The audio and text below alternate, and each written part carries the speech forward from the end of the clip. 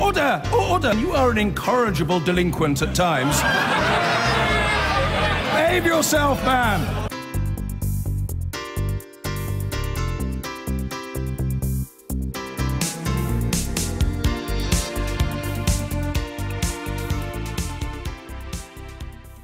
Let's talk about it in more detail, should we? Joining us is Owen Jones from The Guardian and Jamie White from the Institute of Economic Affairs. Thank you both for joining us on Sky News this afternoon. Jamie, to you first of all, how much will this cost? Actually, I'm sorry, I don't know the figure for how much it will cost. I don't know what the total 1% or 2% of the total pay of police is. But I mean, the point is that the cost will be simply added to the deficit, and so Britain's debt, the government's debt, will just keep rising. And one of the few schemes the government had for getting a grip on its debt, they've just thrown away. So I'm really not sure what they're planning to do with regards to containing the growing debt. I think it's fair enough, isn't it? Jamie doesn't know how much it's going to cost. Most people will not know how much it's going to cost. My understanding is that it's going to be something like £2 billion for every 1% increase, and the argument follows that we can't afford it. Of course we can afford to invest in our public servants, the pillars of our society. Look, it's good that police officers, well, sorry, it would be good if police officers who run into the face of danger, as they did in the multiple terrorist atrocities, got a pay rise. They're not getting a pay rise, they're still getting a pay cut. This is derisory. It's divide and rule. It's an attempt to pit workers against each other when all public servants, nurses who look after us when we're sick, teachers who train up the next generation, firefighters like those the other month who ran into Grenfell and saved people's lives, they should have a pay rise, a real pay rise. They've had a pay cut of around 14% in real terms. So when police officers are offered a pay rise of 2%, inflation's at 2.9%. So it's being squeezed. In terms of how we pay for it, well, what they're doing is just robbing it from existing spending on those services. So they're not even actually investing extra money. The way we could do that, instead of robbing it from services, is to ask those at the top of society, who are doing very well indeed, the top 5% of earners, as Labour suggested, as well as major multinational corporations, as well as a Financial Transaction Act on the City of London, which plunged this country into economic disaster, and then expected the nurses and the police officers and the firefighters to pick up the bill. The money is there, it's just locked in the bank accounts of a tiny few who happen to bankroll the Conservative Party. We should ask them. They'll still be very well off, they'll still be fine, they won't be on the streets, they'll just pay a bit extra money so we can invest it in our public services, and if we don't, we will continue to see a crisis in both recruitment and retention. The best won't become teachers, and nurses will all suffer. Seems fair enough, Jamie? Well, no, Owen's got a strange way with words. I mean, when he says asking people to contribute more money, he means threatening to put them in prison if they don't. Taxation isn't a question of asking people to donate. It's done by force. And he also talks about investing, when again, there's no investment involved. If you increase your ongoing spending on something, such as policemen and so on, that isn't making an investment. In fact, it was that trick of accounting that got some American executives put in prison for fraud. So it's very important that we speak honestly here. We don't talk about asking people when what we're really doing is threatening them.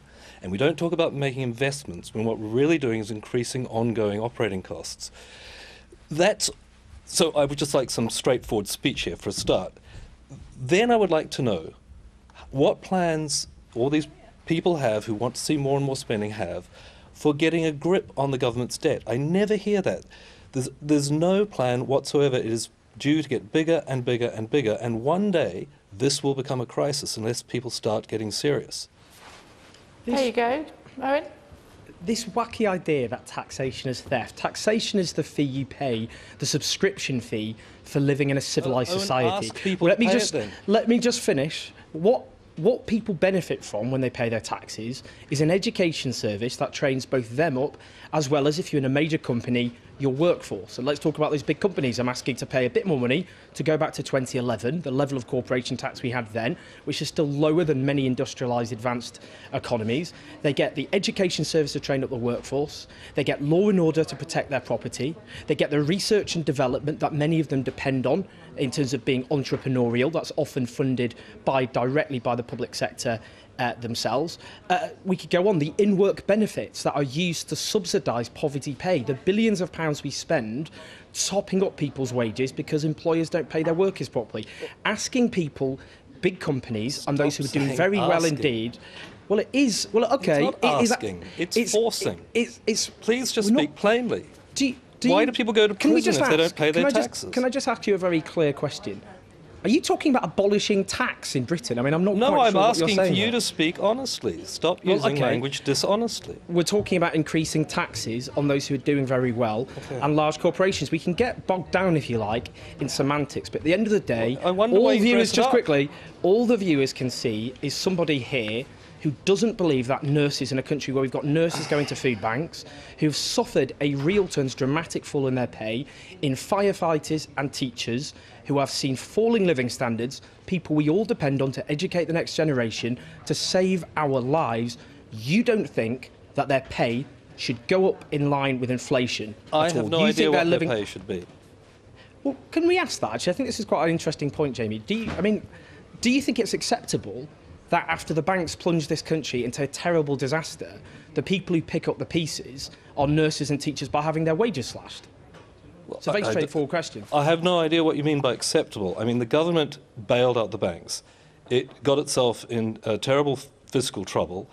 It doesn't employ bankers, it employs nurses and so on. It has to restrain its spending. It doesn't have much choice. Jamie, asking me if it's acceptable or not is a very bizarre question. I have no idea if I say it's not acceptable, what does that mean? It doesn't make it affordable. It is affordable, because as I've said, look, the wealth of the richest... By borrowing, yes. Jamie, no, I've said how it can be costed.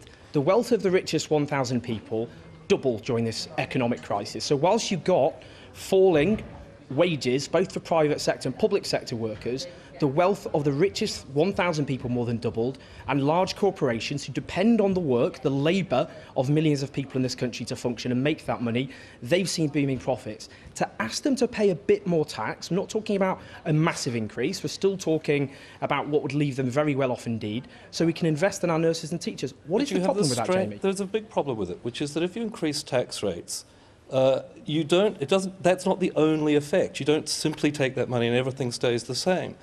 Economic growth tends to slow, and then you've got a smaller tax base to tax. The idea that there is no real upper limit except political choice on how much tax can be extracted from an economy is simply wrong. Most Western societies are near the upper limit of how much tax they can extract from their economy without damaging it. Jamie, Sweden and Nordic countries have much higher levels of taxation than us. Can you tell me, have those countries fallen into economic disaster? Just a very straightforward question. Because they have higher living standards than this country. Sweden was the third richest country in the world before it went down this socialist route in the 1960s, and it's just gone down and down and down ever since. Does Sweden have higher living standards than Britain? Well, it had so much higher standard before it started going in a downward trend. It's roughly the same. Jamie, the GDP is roughly in the same ballpark at the moment. Sweden has higher living standards on average than this country. It's also more equal. That growth is more. Singapore has twice this. It has a much higher standard of living. It has much lower taxes. I mean, this is a silly game you're playing. You've got to use economic theory. You can cherry pick countries. You're unguided by economic theory. I can just give you other countries. Other European countries. I can play it all day long. Okay. Other European countries which do better than us, which have higher taxes. Can I play too? Sure, and that final question to both of you would be this. Let's not worry about what's happening in Singapore. Let's not worry about what happens in Scandinavian countries or even the other side of the Atlantic. Let's worry about what's happening here, should we? We've heard what's going to happen as far as the police are concerned. We've heard what's happening as far as the prison service is concerned. If we see nurses, the fire service and other public sector workers also get more money and that pay cap is lifted as a result of what we hear from number 10. I'd like to hear from both of you what impact that will have directly on our economy. Jamie, you first of all. Well, obviously it will increase government borrowing and ultimately it will increase taxes because one day they have to be paid. And over the long run it will slow the economy and in aggregate the population will be worse off. Final thought from you, Owen? Well, the government won't increase wages in line with inflation. It won't reverse the dramatic standard in the fall of living of our teachers, of our nurses, of our firefighters, and it won't ask those at the top of society who have thrived under this government, who have boomed, who have had their taxes cut over and over again by this government, even though many of them plunged this country into economic disaster. It won't ask them to pay money. We can reduce the deficit, we can reduce the debt, and we can look after our public sector workers. We have to ask those vested interests at the top to pay a little bit more, and then we can ensure we've got nurses, teachers and firefighters getting the pay, and police officers the pay they deserve. That's good for them and it's good for society as well. OK, good to talk to both of you. Thank you very much indeed for joining us this afternoon. Thank you.